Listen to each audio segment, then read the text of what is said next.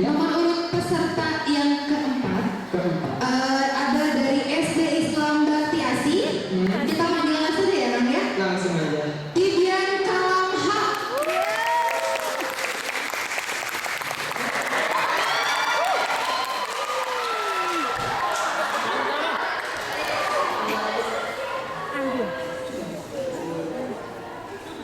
Assalamualaikum warahmatullahi wabarakatuh.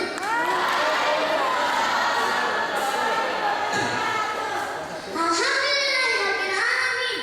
Alhamdulillah binikmatil iman wal Islam.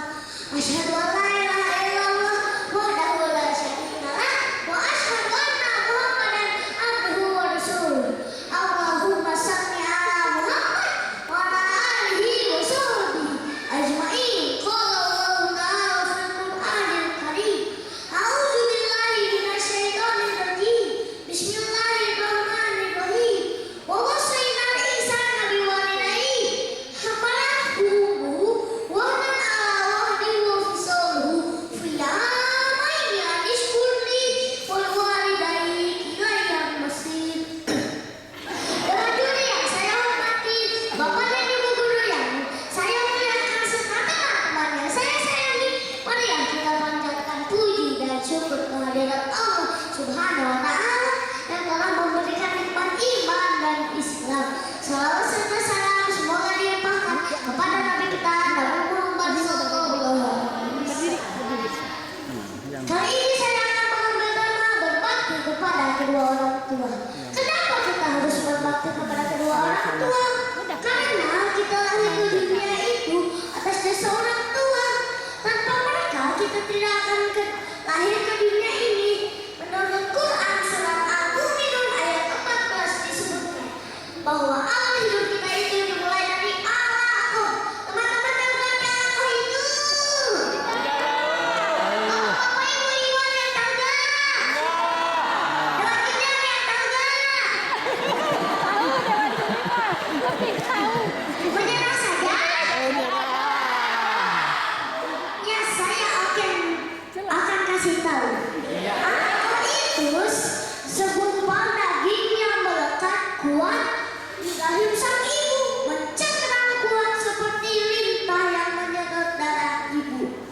Gara-gara awalnya alaqah baru-baru ini ada profesor kedokteran di Yogyakarta masuk Islam. Karena menurut dia tidak mungkin 14 abad yang lalu saat turun Al-Quran belum ada mikroskop. Mana mungkin Muhammad bisa mengetahui itu tanpa mikroskop? Pasti itu dari zat yang maha kuasa. Dari situlah sang profesor masuk Islam. Subhanallah, alhamdulillah. Jadi awal hidup kita itu dimulai dari rahim sang ibu dalam bentuk segumpal daging yang melekat kuat. Kelahiran itu juga tidak mudah juga. Ibu ada yang lahir dari operasi sesar, ada yang mulus banget. Saat sudah lahir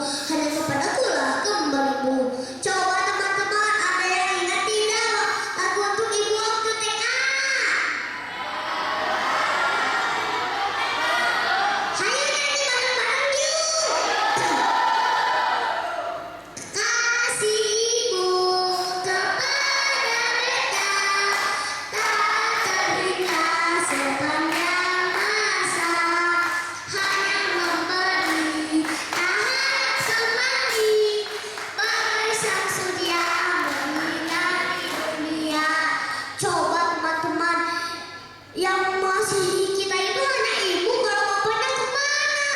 Padahal bapak itu yang kasih kita rumah, makanan, mobil, mainan, dan masih banyak lagi.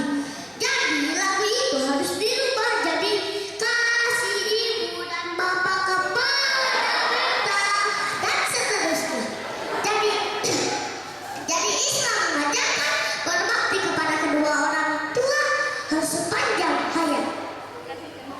Islam mengajarkan juga bahwa surga itu di bawah telapak kaki ibu. Keridhaan Allah tergantung pada keridhaan orang tua. Sebaliknya kebencian Allah tergantung pada kebencian orang tua.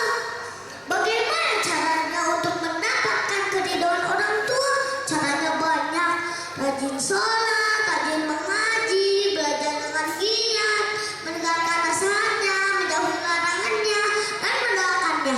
Doanya adalah Allahumma gfirli wal walidayya warhamhuma kama rabbayani shaghira. Ya Allah, ampunilah dosaku dan dosa kedua orang tuaku. Sayangilah mereka sebagaimana mereka menyayangi aku di waktu kecil. Balasan berbakti kepada orang tua, balasannya adalah surga balasannya. Sebaliknya, durhaka kepada orang tua mendapat ancaman dari Allah Subhanahu wa Ta'ala. 1. Hidup menjadi terhina. 2. Mendapat murka Allah Subhanahu wa Ta'ala. 3. Ditolak amal baiknya. 4. Disegerakan balasannya. 5. Terhalang masuk surga.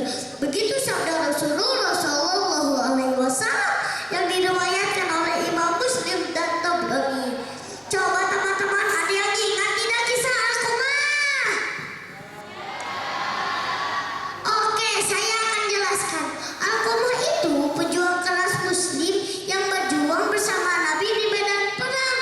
Tapi syakaratul mautnya panjang sekali dan menyakitkan. Setajam seperti dibeset-beset lehernya oleh pisau yang tajam, setajam silet.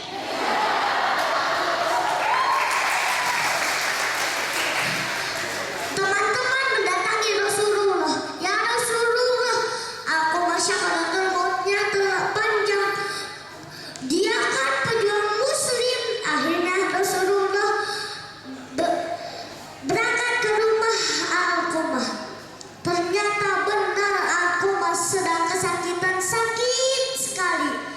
Terus Rasulullah bertanya kepada saudaranya, apakah Alqamah punya kekurangan? Dijawab, ternyata Alqamah itu tidak berbakti kepada ibunya. Apakah ibunya masih ada?